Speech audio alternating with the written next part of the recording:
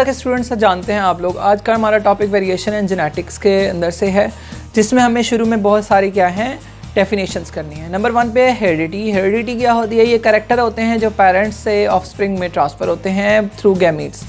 फिर बारी आती है what is gene. Gene is the part of DNA that contain the character, यानी कि हम डीएनए को अगर छोटे छोटे टुकड़ों में कन्वर्ट कर दें तो वो जीन्स बन जाते हैं और हर जीन एक खास कैरेक्टर रखता है। लोकस क्या है? किसी भी जीन की पोजीशन क्रोमोसोम पे लोकस कहलाती है और उसी जीन का अल्टरनेटिव पार्ट, यानी कि उसका हम कह सकते हैं पार्टनर पार्ट, उसी जीन जैसा दूसरा जीन अलील कहलाता है। पॉपुलेशन क्या है? Member of the same species living at the same place at the same time. But what is gene pool? All the genes present in the population is known as gene pool. तो अच्छा जी, यहाँ diagram के जरिए मैं आप लोग को थोड़ा सा समझा दूँ। ये डीएनए है, डीएनए का छोटा सा पार्ट क्या कहलाता है? जीन कहलाता है। अगर हम डीएनए को रैप कर दें तो वो क्या बन जाता है? क्रोमोसोम बन जाता है। क्रोमोसोम के ऊपर क्या है? पड़े होते हैं जीन्स। डेफिनेटली, क्योंकि क्रोमोसोम भी तो डीएनए का ही हिस्सा है ना, तो डीएनए से ही मिलके बना है, तो उसके जो पार्ट होंगे उनको हम क्या बोलेंगे? जीन। और यहाँ पर पड़ा हुआ है जीन ए। और ये जो लोकेशन है इसकी देखें, ऊपर वाली आर्म के स्टार्टिंग वाली पॉइंट पे पड़ा हुआ है, तो वो उसका लोकस है। पोजीशन उसकी क्या कहलाती है? लोकस कहलाती है। और आपको पता है कि हमारे पास क्रोमोसोम्स के पेयर प्रेजेंट होते हैं, तो एक क्रोमोसोम ये है और एक इसके साथ वाला क्रोमोसोम है, तो दोनों ये आपस में क्या लगे? Homologous chromosome. होमोलोगस क्रोमोसोम एक जैसे क्रोमोसोम्स होते हैं हमारे सेल्स के अंदर, जो दोनों एक दूसरे के मिलते जुलते होते हैं। तो डेफिनेटली उसमें एक जीन प्रेजेंट था ए, तो उसी ही जगह पर क्या है? उसी का पार्टनर जीन, या हम कह सकते हैं उसी का अल्टरनेटिव पार्ट जो है वो दूसरे होमोलोगस क्रोमोसोम पे पड़ा हुआ है और उसको हम क्या बोलेंगे? अलील। तो ये दोनों आपस में क्या लगते हैं? ये दोनों जीन्स आपस में क्या लगते हैं? ये दोनों आपस में एक दूसरे के अलील लगते हैं, जबकि दोनों क्रोमोसोम्स आपस में क्या लगते हैं? होमोलोगस लगते हैं। ठीक हो गया?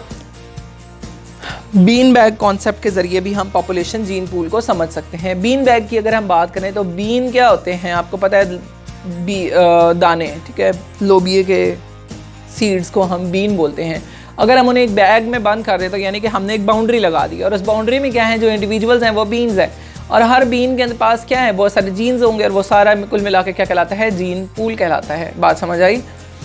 बात करते हैं ट्रेड की। ट्रेड क्या है? Character that is transfer from parents to offspring. जैसे कि हम लोगों ने शुरू में बात की थी कि हेरिडिटी कैरेक्टर्स होते हैं, वो वाले कैरेक्टर जो कि वालिदैन से औलाद में ट्रांसफ़र होते हैं। अब उन्हीं कैरेक्टरिस्टिक्स को हम लोग एक और नाम देते हैं ट्रेड का। ठीक है, ट्रेड्स में हैं वो कैरेक्टर होते हैं, जैसे कि एक फ्लावर कलर हो गया, या फ्लावर की या सीड पॉट हो गया, या कोई भी चीज़ें हो गई, उनके कैरेक्टरिस्टिक्स हो गए, उनको हम क्या बोलते हैं? ट्रेड कहते हैं। ख़ास तौर पे वही ट्रेड कहलाएंगे जो अगली जनरेशन में ट्रांसफ़र होते हैं। जैसे बात करें हम सिंगल ट्रेड की, तो यहाँ पर सिंगल ट्रेड की बात कर रहे हैं, फ्लावर कलर। तो उसके लिए 2 तरह के जीन है, एक रेड और एक वाइट। तो ये देखें, एक कैपिटल आर मैंने लगाया, एक आर लगाया, स्मॉल आर लगाया, ये जीन्स मैंने बनाए हैं। अच्छा जी, फिर वो ये समझाने की कोशिश करें आपकी बुक में कि अगर 100 प्लांट्स हों डिप्लॉयड, ठीक है, ज़ाहिर सी बात है वो डिप्लॉयड्स हैं, और उसके पास ये वाली समझ लें कि ये दोनों पॉसिबली जो है फ्लावर कलर का सिर्फ यही वाला जीन है, सिर्फ स्ट्रेट का यही वाला जीन है, तो फिर कितने इसके अंदर जीन्स होंगे? तकरीबन 200 जीन होंगे फॉर फ्लावर कलर। अगर क्या है 100 प्लांट्स हैं डिप्लॉयड, तो ज़ाहिर सी बात है, क्योंकि आप हमें पता है डिप्लॉयड का मतलब ये होता है कि हैविंग इन पेयर। तो 100 प्लांट्स हैं डिप्लॉयड, यानी कि 100 जोड़े हैं, और हर जोड़े के अंदर क्या होंगे? एक एक करके अगर हम फ्लावर कलर का ट्रेड का जीन देखें तो वो तकरीबन 200 बनते हैं। So that's it from now.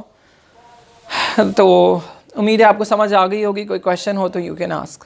और ये सारी डेफिनेशंस बहुत इंपॉर्टेंट है for your this chapter variation and genetics. Thank you so much. ग्रीगर John Mendel, his age from 1822 to 1884. He gave the foundation of laws of heredity. Laws of heredity में इसने 2 laws दिए। एक था जी law of segregation और law of independent assortment. ये इन दोनों को याद रखना है तो हमें ग्रीगर जॉन मेंडल को भी याद रखना पड़ेगा, और ये उसकी डायग्राम है। ग्रीगर जॉन मेंडल ना सिर्फ एक साइंसदान था जिसने classical laws of genetic of heredity दिए थे और ये दोनों लॉ पेश किए थे, बल्कि वो एक प्राइस्ड भी था, इसलिए मैंने इसको हाफ प्राइस्ड की डायग्राम में दिया है और आधा साइंटिस्ट की डायग्राम में दिया है। ओके, जेनेटिसिस्ट होने के साथ साथ ये प्राइस्ड भी था, और इसने काम किस पे किया? पाइसम सटाइवम, यानी कि मटर के प्लांट पे काम किया इसने, जिसको हम बोलते हैं गार्डन पी। गार्डन पी पे इसने काम क्यों किया? इसने इसलिए काम किया क्योंकि एक तो वो मोनेस्ट्री गार्डन, यानी कि उसके चर्च के पास ही था गार्डन, उसके अलावा शॉर्ट गैप इन जनरेशन, और जो पाइसम स्टाइबम यानी कि जो होती है गार्डन पी है, इसका जनरेशन टाइम बहुत कम है। और इसका जो प्लांट है वो हर्माफ्रोडाइट होते हैं, इसके फ्लावर्स हर्माफ्रोडाइट यानी कि मेल और फीमेल आपको एक ही फ्लावर में मिल जाएंगे। तो ये सेल्फ फर्टिलाइज भी हो सकते हैं और क्रॉस फर्टिलाइज भी हो सकते थे। तो ये सारी चीज़ें इसको थोड़ी अट्रैक्ट की, और इसने कहा कि जल्दी से ग्रो भी कर जाएगा तो क्यों ना सारे के सारे एक्सपेरिमेंट हम मटर पे ही करें। उसने मटर की स्पीशी के 7 ट्रेट्स के ऊपर काम किया। वो जो 7 ट्रेट्स थी वो क्या क्या थी, अब हम उनको गौर करते हैं जी। 7 ट्रेट्स थी ये वाली, जिनमें सीड शेप या तो राउंड या रिंकल, सीड कलर या तो येलो या ग्रीन, पॉड शेप या तो इन्फ्लेटेड या कॉन्स्ट्रक्टेड, पॉड कलर जैसे कि ग्रीन या येलो, फ्लावर कलर पर्पल या white, flower location eight axial stem और एट द टर्मिनल एंड, या प्लांट साइज टॉल और ड्वार्फ। तो ये सारी ट्रेट्स थी उसकी, seed shape, seed colour, seed pod shape, pod colour, flower location और प्लांट साइज, ये सारी ट्रेट्स पे उसने काम किया। अच्छा, अब हमें कुछ डेफिनेशंस याद करनी होंगी, फिर हम इसके काम की तरफ मूव करेंगे। डेफिनेशन नंबर 1, जीनोटाइप किसे कहते हैं? Define genotype, the genes present on the chromosome of an individual for a trait, example capital R, small R, capital T, D etcetera. यानी कि ये जो हम लोग अल्फ़ाबेट्स यूज़ कर रहे हैं टू डिस्क्राइब समथिंग, तो ये हम लोग बेसिकली जीनोटाइप को एक्सप्रेस कर रहे हैं या जीन्स को एक्सप्रेस करते हैं। जीन्स का जो एक्सप्रेशन होता है किसी के क्रोमोसोम के ऊपर, उसको हम क्या बोलते हैं? उसका जीनोटाइप बोलते हैं। लेकिन उन्हीं जीन्स का जो फिजिकल अपीयरेंस होती है उसको हम फिनोटाइप बोलते हैं। यानी कि अगर मेरे किसी भी ऑर्गेनिज्म के क्रोमोसोम के ऊपर आर जीन है, उसका एक्सप्रेशन फिनोटिपिकली है या नहीं है, वो हम लोग क्या है उसके फिजिकल अपीयरेंस में देखेंगे कि उस जानदार के अंदर वो ट्रेट पाई जाती है या नहीं, दिखाई देती है या नहीं। जैसे कि phenotype is the physical appearance of the trait is called the phenotype. हाँ जी, होमोजाइगस किसको बोलते हैं? अगर हमारे पास जीनोटाइप में जीन्स सेम आ रहे हो, दोनों होमोलोगस क्रोमोसोम पे सेम जीन्स प्रेजेंट हो, तो वो होमोजाइगस कहलाता है और वो जानदार होमोजाइगोट कहलाता है। When both alleles are the same, जैसे कि कैपिटल आर दोनों इकट्ठे अगर किसी जानदार में आ जाए तो फॉर द राउंड सीड वो होंगे, और स्मॉल आर अगर किसी ऑर्गेनिज्म में दोनों जो जीन्स हैं वो अलील्स हैं वो सेम आ जाएं तो फिर क्या होंगे? वो रिंकल सीड वाला ऑर्गेनिज्म होगा। तो इसको हम होमोजाइगस कहते हैं। कंडीशन को होमोजाइगस कहेंगे और जानदार को होमोजाइगोट कहेंगे। इसी तरह हेट्रोजाइगस की बात करते हैं तो जाहिर सी बात है जब अलील्स डिफरेंट आएंगे तो उसको हम हेट्रोजाइगस कंडीशन कहेंगे और जानदार को हम हेट्रोजाइगोट कहेंगे। जैसे कैपिटल आर और स्मॉल आर अगर इकट्ठे आ गए तो फिर जानदार जो है वो डिपेंड करता है उसकी डोमिनेंस पे। अगर कैपिटल आर खुद को डोमिनेट करेगा तो फिर क्या है? सीड राउंड होगा। अगर और स्मॉल आर जो है वो रिसेसिव है तो वो एक्सप्रेस नहीं हो पाएगा क्योंकि डोमिनेंट जीन उसके साथ प्रेजेंट था, इसलिए वो राउंडेड ही अपीयर होगा। अच्छा जी, ग्रेगर मेंडल ने जीनोटाइप कैपिटल आर यानी कि राउंड सीड के लिए उसने जीनोटाइप तैयार की कैपिटल आर के लिए, और उसने बहुत ज़्यादा सेल्फ फर्टिलाइजेशन के बाद ऑर्गेनिजम्स तैयार किए जो कि ट्रू ब्रीडिंग लाइन के थे।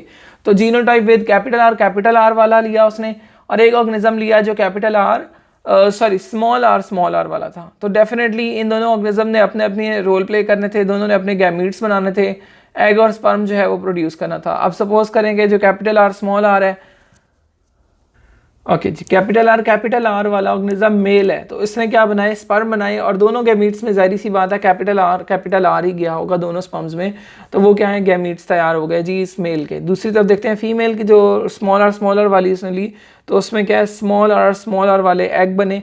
जब उसने उन दोनों को क्रॉस करवाया आपस में तो जो न्यू ऑफस्प्रिंग्स बने उनके अंदर जो पॉसिबिलिटी थी वो क्या बनी? सारी कैपिटल आर और स्मॉल आर दोनों इकट्ठे होते गए। तो वो क्या थे? ये जो कहलाते हैं इनको हम क्या कहलाते हैं? P1। और उसके बाद जो हमारे पास क्या है? कैपिटल आर और स्मॉल आर जब इकट्ठे हो गए तो ये क्या है?